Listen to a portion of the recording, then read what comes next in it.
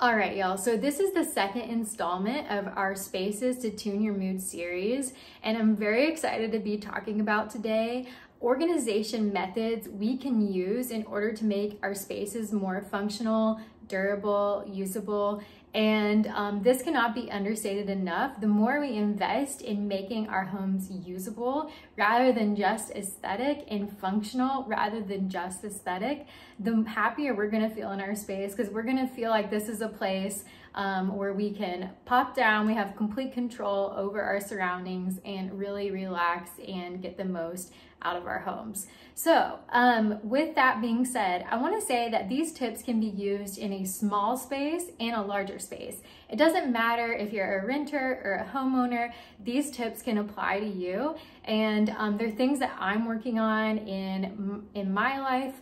I'm someone who has been diagnosed with ADHD in the past, and oftentimes has a hard time finding items as I'm headed out the door. And I feel like there are so many different ways you can lose things in our homes these days, as our number of devices are on the rise, whether it comes to our AirPods, our work phones, our home phones. So I hope these tips today really empower you to have total control and contentment in your space.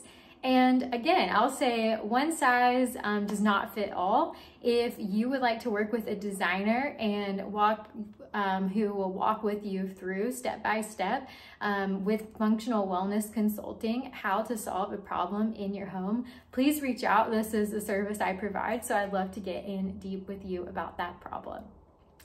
All right, so the first tip for how to set up your home for success is to really focus on the items that you cannot find when you most need them. So we're gonna get out a piece of paper, and I want you to write down the items that you cannot seem to locate when you most need them. So I'll give you a few examples. One, for me, I can't find my keys when I'm headed out the door. That is a low-hanging fruit problem. We've all experienced this. Second, I can't find my work device, my second work device, as I'm headed out the door, and I don't know where it is. Third, what about toothpaste going astray? I don't know how you lose that, but it happens. And then fourth, this one's a really common one for me, not being able to locate a Band-Aid when I get a cut or a hangnail. And it happens more often than you would think.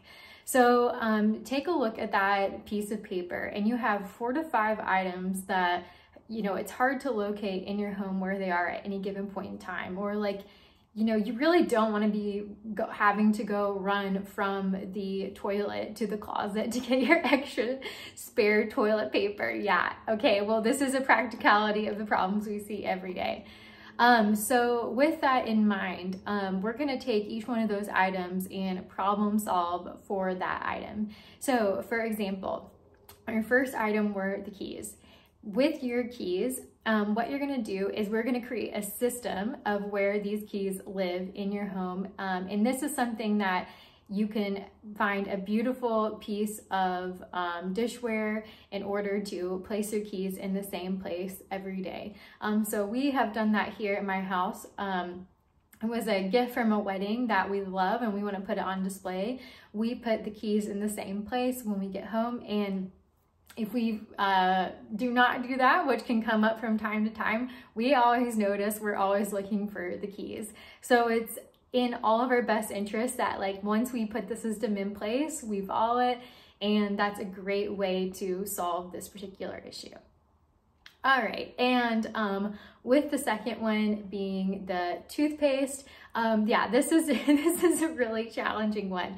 So I am very odd in the sense that I brush my teeth in the evenings in the shower, and I really enjoy that.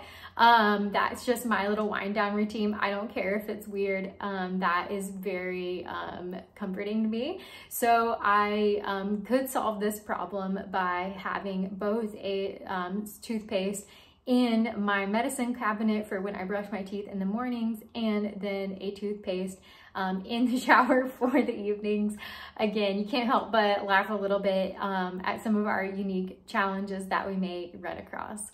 And then, you know, maybe this does not like necessarily speak to you, but I hope that this framework of like thinking through creatively how you might go about solving these problems works for you. And so the last one I'll highlight are the Band-Aids. So I think this is one of these examples that can speak to anyone. We do not anticipate, we have a very positive mindset as humans, and we don't anticipate that we're frequently going to cut ourselves, which is fantastic. It's great that we don't think about that. However, you can think about how many times you've had a hangnail, and as your finger is bleeding, you're going through the medicine cabinet looking for that that Band-Aid, and it's a very uncomfortable experience, and you're also exposing your finger to germs. And it's impossible to locate a Band-Aid with only one hand. So this is one of those moments where you can get creative with what works for you, but what would work for me is if I simply just kept a stash of Band-Aids in my medicine cabinet at all times. I can simply open the door with one hand, find it, and use the Band-Aid. So yeah, I'm actually gonna take that and try that out here at home. So this is a collaborative exercise. This is really the tip of the iceberg for how you could solve problems in your home to make your home more durable, functional, a happier place for you, a place that enables you to reach your lifestyle and fitness goals. And so if you have bigger, hairier problems you want to solve and you're ready to take the next step with a designer, I offer a 3-session package in which we'll work on a set of problems you're having at home, and we'll start breaking those down as to how we want to address them in your space.